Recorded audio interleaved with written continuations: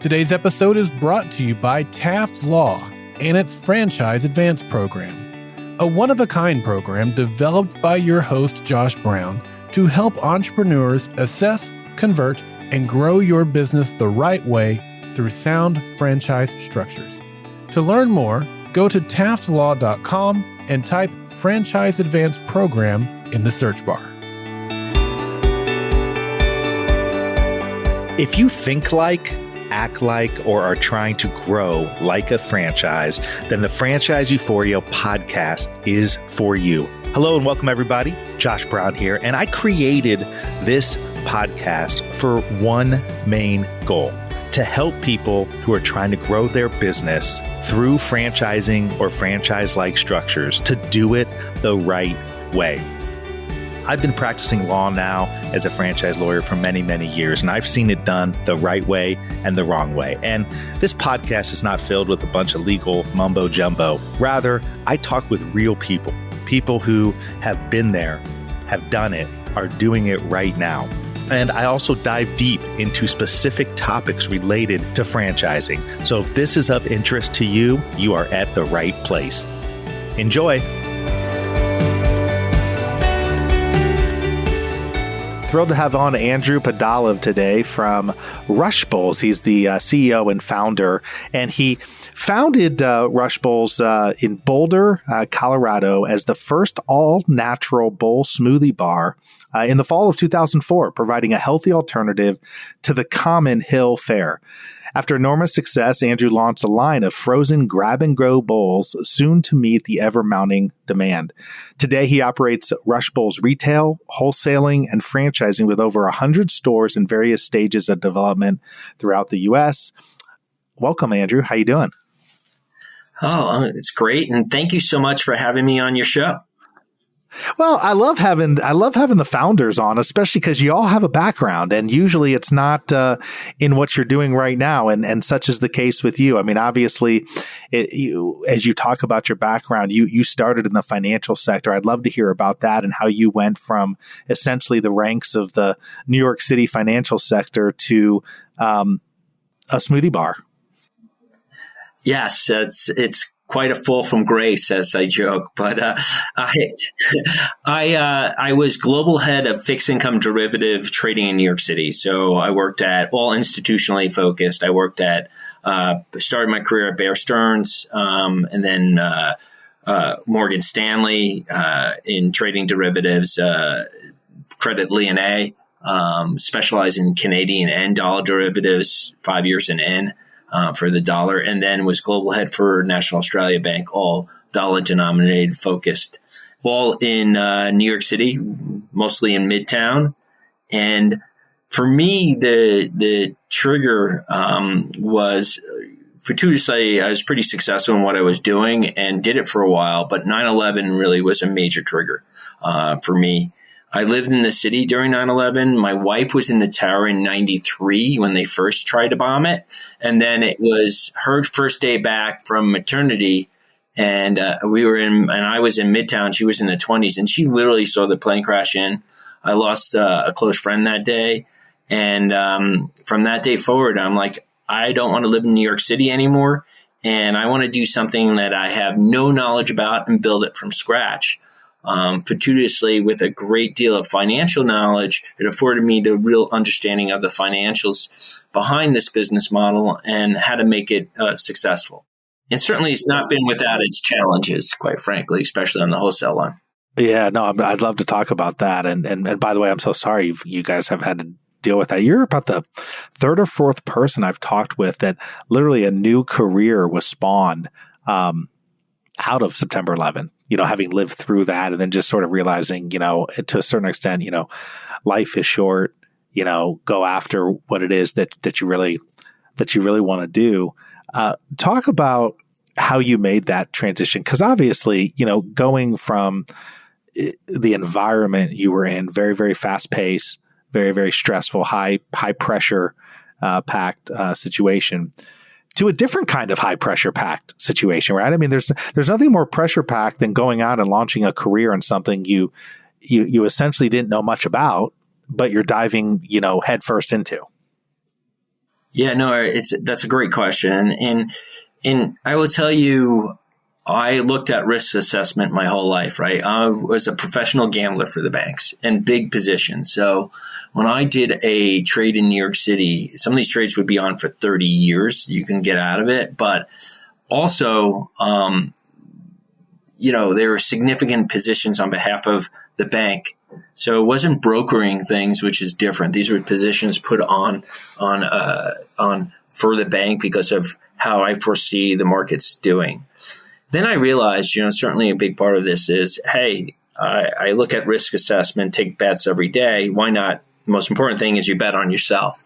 So I went pretty headfirst into this. I moved to Boulder in 2004 and opened a store in 2004 simultaneously without a job because I then quit. But how did you decide on this? Like, how did you decide on doing, like, what made you think about smoothie bowls? I mean, did you enjoy them as a customer, or what kind of led you down that path? I mean, there's lots of different businesses you could have started. It's funny. There's a few things that led me down that path. I wanted to interact with people. I wanted to, have that consumer interaction. I missed that when I was, running a trading desk. It was mine, yours. Just I didn't speak to the customers at all. Would be, and even if I did, they're institutional banks. So I missed the customer interaction. I had a friend of mine that was doing smoothies, and I did not really want to do smoothies. I wanted to be meal focused. Now, if you go back to 2004, no one was doing bowls. Like, we were the pioneer of the field. You had to be, because now you see them all over the place, but I don't recall back in 2004 ever seeing them anywhere. No one was doing that. And for me, I'm a big texture guy. I wanted the silkiness of the fruit blended, the crunchiness of the granola, organic granola, the honey, the fresh toppings. I wanted all of that in a mouthfeel that was a meal focused. I did not really focus on smoothies. I went all in on bowls. And that's hard because you have to do a big part of your job is education. What was it? And no one knew what it was, retail or wholesale at the time. I didn't launch wholesale till 7 years later, and no one knew what it was. But I will tell you, I picked a college community that was pretty progressive in their thoughts. And certainly I think starting in that place where you had a young community willing to try new things really afforded us the opportunity to kind of launch it step by step. So I wasn't like all of a sudden that, a million people knocking at the door. It was a slow and steady growth that afforded this opportunity for me. So what was that like? 2004, I'm sure, knowing your background, right? You did the research, you ran the numbers, you had your spreadsheets, you had all the metrics, you had all the data, hey, if I sell X number of bowls a day, and then it's like, what was that Mike Tyson quote? Like, everybody has a plan till you get punched in the face. What was that like for you when you finally opened up the store? But did everything go as planned, or did you have to alternate a little bit? I would say looking back at it, I probably would have done more research. But again, you're in a fine line when you do, and I'm a big research guy, especially, in a lot of levels. The data doesn't lie. There's no way, though, right? You definitely did research, right? I cannot imagine with your background you didn't do research on this. I did, but you don't know what you're doing until you're doing it, right? So, especially when you're launching a new product line. Like, no one's ever was doing bowls. So you didn't know how people would react to it. I know I had my feeling.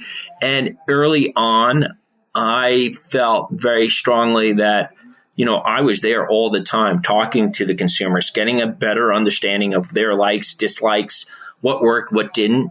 For me, it was information gathering. And I knew deep down, persistence covers a lot of shortness of capability, I think. And I was extremely persistent to make sure this worked and understood the opportunity. And I saw the opportunity in front of my face. People's expressions, what they liked, they kept coming in, reordering, and growth was like slow and steady. But, at the end of the day, I was coming from global head of a trading desk to mopping floors in my own store, so it was quite a adjustment on that side. What was that like for you psychologically? I think it was pretty tough. You're treated like royalty, quite frankly.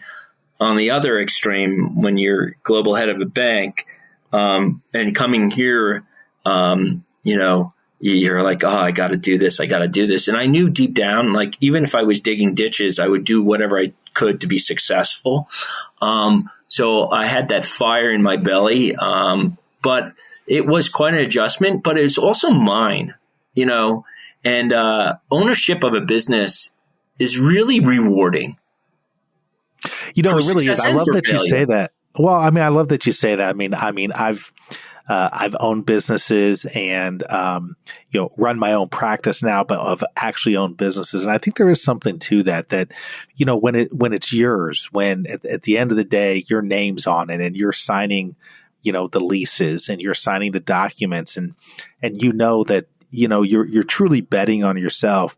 Even if you're sitting there, Andrew, mopping the floor, there's a sense of satisfaction there because there's an opportunity for it to become something that either you dreamed of or something bigger than you could ever dream of. And certainly that was the case. I never, really look back at it in terms of, why'd I do this? I always look forward.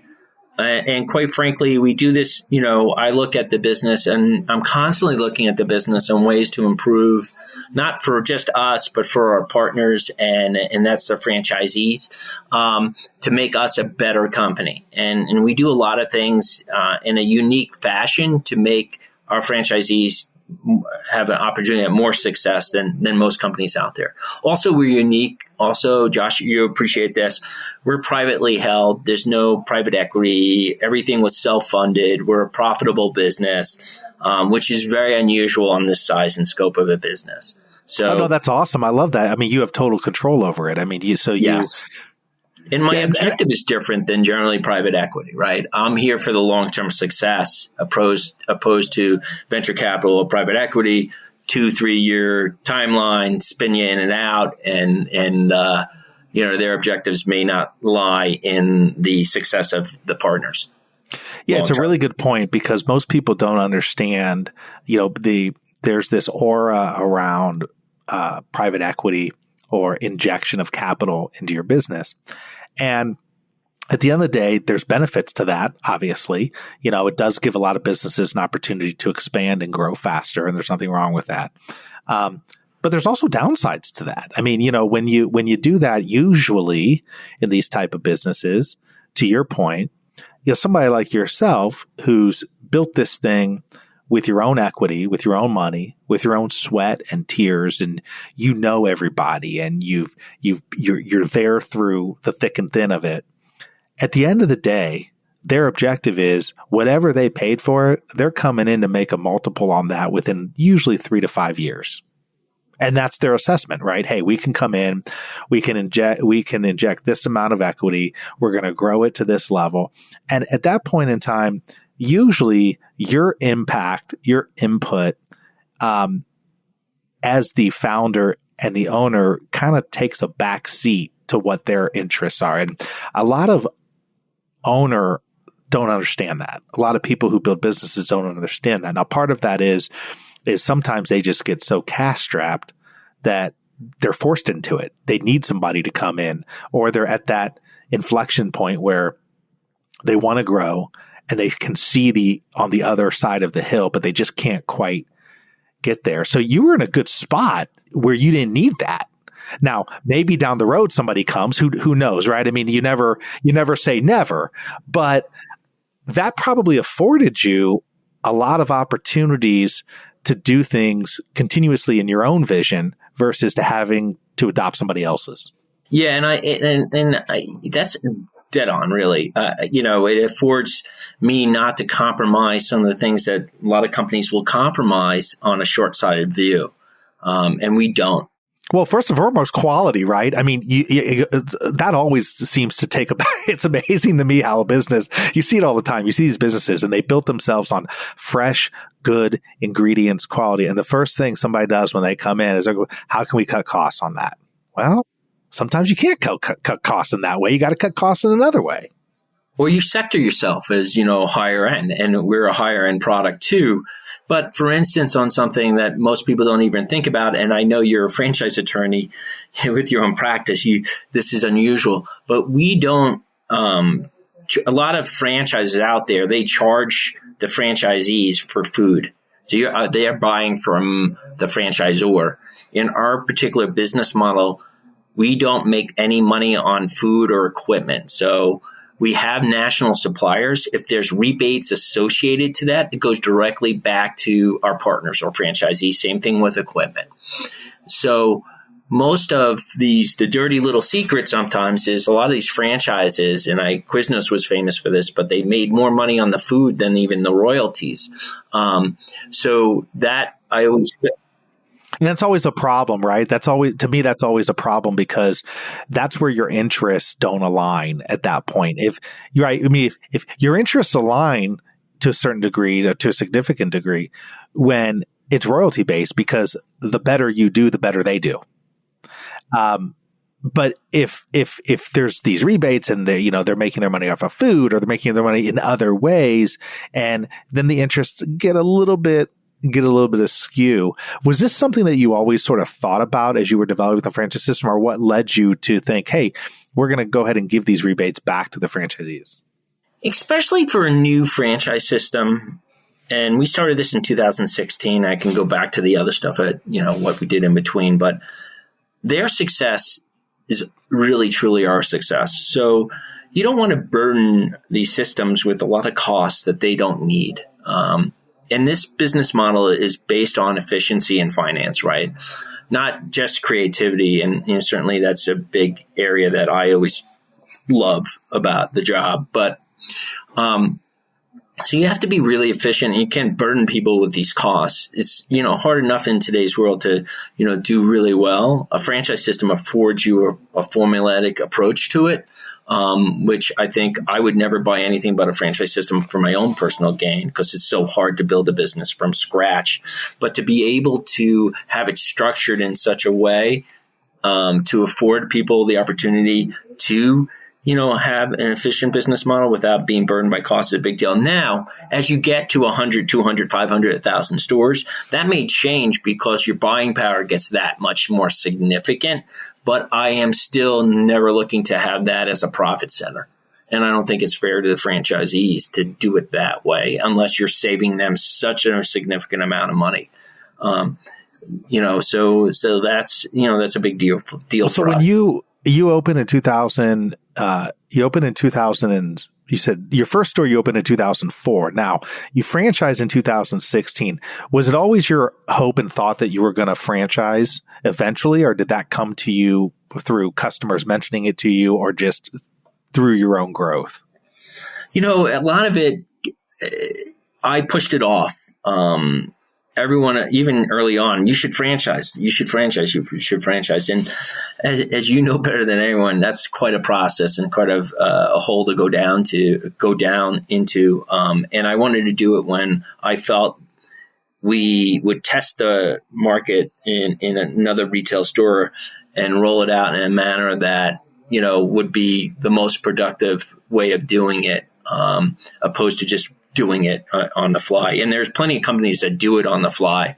But I look at things in a much more pragmatic approach and don't want to, do in a half-cocked approach.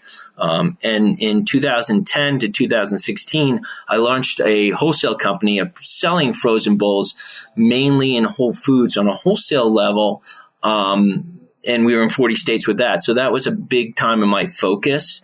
Unfortunately, and this was a great learning experience also, my co-packer overnight went out of business. He literally got arrested and closed a whole factory down, and I couldn't support it anymore with the stores, even though to this day we have demand for it. And that was a great education process because I had to learn how to, explain what the bowl was. And still in 2010, no one was doing bowls, really. Very, very few people. As a matter of fact, most of the companies out there today that do it were copies of, that came into my store, try to copy it or whatever else, were copies of the original store that's still in business today, and this original corporate store. Well, I'm sitting here looking at your website and it's got this great video, and it's quite frankly making me hungry, Andrew. It makes me want to come get one of those bowls. They look delicious. And you're right. I mean, there's a variation of this now in several different concepts. Number one, I want to answer me this. You had to educate the market. Obviously, you were a little bit benefited from the fact that you're in Colorado, a progressive area. So there's maybe a little less education. But what was that process like? I mean, part of it is probably exciting, a kind of a new concept. Maybe you're able to get some buzz for it. But at the same time, you're still having to educate a market as to basically say like, hey, this is a substitute. I mean, this could be your lunch. This could be your breakfast. This is healthy for you. Now, what was that whole process like for you to educate the market? It's in looking back at it, and certainly it's easy to see 2020. Educating a marketplace is a very costly endeavor, and generally not something you want to do. It's hard to create a whole new line of food, and that's what we did. So education was fun, and we got better and better at it, especially when we launched the wholesale line. Because even when we launched the wholesale line, it was an interesting facet because it was we froze them, and the ideology came from getting people in and out of the retail store faster. But we had to kind of explain what it was. In certain areas of the country, and this is still going back, didn't really know what mango was, right? It was an exotic fruit. Like, what is that? Or acai or hemp granola, right? Like hemp granola. Oh no, I'm going to get stoned from eating hemp seed. And that's the truth of it. Like, people were confused. So it really helped us develop. And when we launched franchising, I already had a really strong understanding of national distribution, how to get products to different people and raw goods, and how to do it effectively and in a cost-effective manner to anywhere in the country. We're in 21 states. And maybe 1, 2, 3, 5 stores. I'm not sure, in each state it may be different, but that's a really big network of states to deal with. On top of that, you really have to understand the challenges of each state and then how to get the word out in each state. And I felt there's a real competitive advantage we have because it's a lot easier to do a super regional, right? And no one was doing it well on a national level. And I still don't think anyone's doing it well on a national level. And I feel there's a big opportunity for us to kind of, I hate to use the word exploit, but take advantage of that fact for the betterment of the communities. Well, other than being first mover, right, in this sector and category, what else differentiates you from your competitors? That's an easy one. And I feel that the competitors are making a big mistake here, many of them. We don't do like scoopable. See, a lot of them now do sorbets, basically. So we're only really all natural fruit, vegetables, with a base of, 100% juice, milks, oat milk, coconut, whatever it may be, almond. And we don't adulterate it with other stuff. Most of the competitors out there are using a scoopable version. So they use like a sorbet, which is high in sugars, has, all sorts of fillers in it. And we don't go that direction. It affords us the opportunity to, be a better tasting product because it's not so sweet or has, guar gums and has stabilizers in it. But it also can accommodate almost any dietary need. So we're making it from soup to nuts in front of you. And if you're gluten-free, dairy-free, vegan, whatever dietary need you may need, we have a product and you're not paying extra for it because I don't feel people should be punished because they have a dietary need. So everything is really made to order on the fly under 2 minutes or less. So we really have it dialed down to a science. When people are looking to have cheaper, less quality, we're staying true to our roots, and that's why it tastes better. That's why we also focus on bowls and smoothies and complementary products. We're not a deli. So the first inclination for companies, especially if not selling as well as they should, is, hey, let's launch sandwiches. Let's do this. Let's do soup. Let's do pasta. Let's do coffee. And you're not good at that. That's not your strength, and it dilutes the positioning of the brand. We focus on bowls and smoothies because we're the best at it in the marketplace. And fortuitously, we created the marketplace. Beyond that, we do products that complement it in a smaller square footage. So, we look for 1,000 square feet or less. We're not big, hang in there all day. I love, can we pause there for a second? I love that. So big mistake lots of franchisors make, and then they push on their franchisees as they get too much space. I cannot say that enough. The difference between many franchisees in franchise systems, the difference between them succeeding and failing is they have too much damn space. And it drives me nuts when I see a franchisor and they just don't understand the metrics of leasing space and the fact that when you tie your franchisee into a 10, 15, 20-year term, you're also tying them into a 10, 15, 20-year lease. And if you get the space size wrong, they are screwed. So I really, and I'm of the opinion, candidly, for a place like this, I'd rather have less space and feel a little squeezed than have 200 or 300 extra square feet that's going to kill my profitability. 100% right.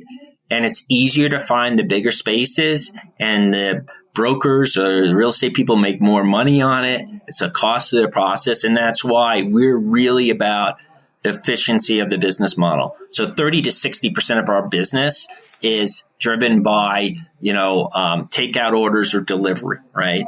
I don't need a lot of space for delivery orders, right? Beyond that, the customer area is very small in our spaces. It's in and out, high volume, high quality. And that's our focus. So 100% what you're saying, obviously, I think a lot of people that make that mistake. And I do my best, especially early on with our franchisees. I'm very involved with, letter of intent. I'm very involved with the lease. I look at the leases myself. And have attorneys look at the leases for, on behalf of the franchisees. They have their own attorneys, but I'll make more comments than their attorneys. Because ultimately it's really imperative that there's a financial component to this of what makes sense, especially, if it's 5 years, 10 years, whatever that commitment may be.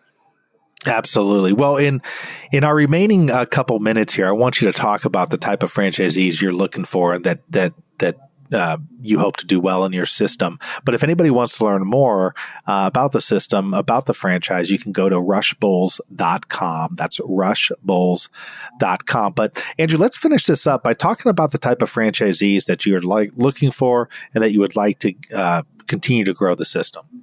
Sure. And that's kind of an easy one for me because I don't really care if this person or people have food experience. To me, it's business acumen. So having business experience, maybe owning their own business, maybe working in corporate America. Listen, I worked in corporate America for a long, long time. But it's an understanding of their community. It's an understanding of an appreciation of healthy, nutritious food. But it's also having an understanding of how businesses operate. And having, I don't have like, hey, you have to operate a restaurant, because how we're structured, it's pretty plug and play. We're a very modular system and everything is kind of pre-programmed. So it's really reaching your community, getting in people's mouths and feeling good about the products you're serving to your community. And it may be communities that are not your typical communities. Like we launched a store in Birmingham, Alabama, and we just launched one of our biggest openings ever in Visalia, California.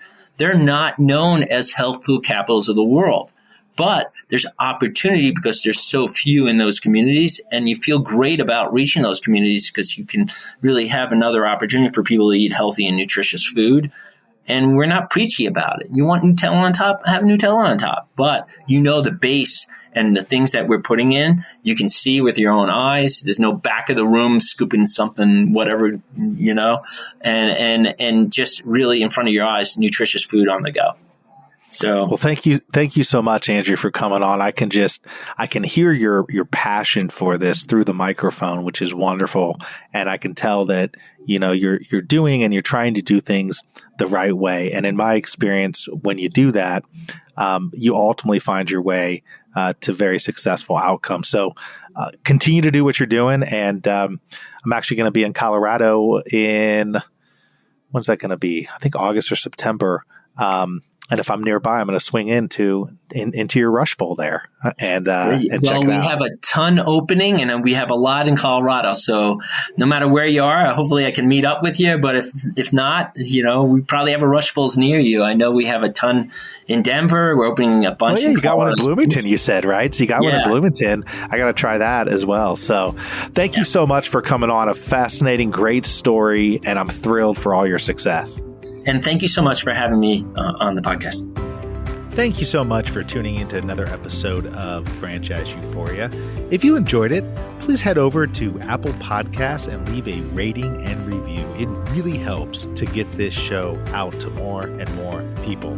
Also, if you have any questions, have ideas for guests or topics, please email me, josh@indyfranchiselaw.com. That's Josh at franchiselaw.com. And finally, please note that this podcast is for entertainment and educational purposes and is not in any way, shape, or form meant to be any kind of legal advice. If you're seeking legal advice, please contact a lawyer. Have a great one. Happy franchising.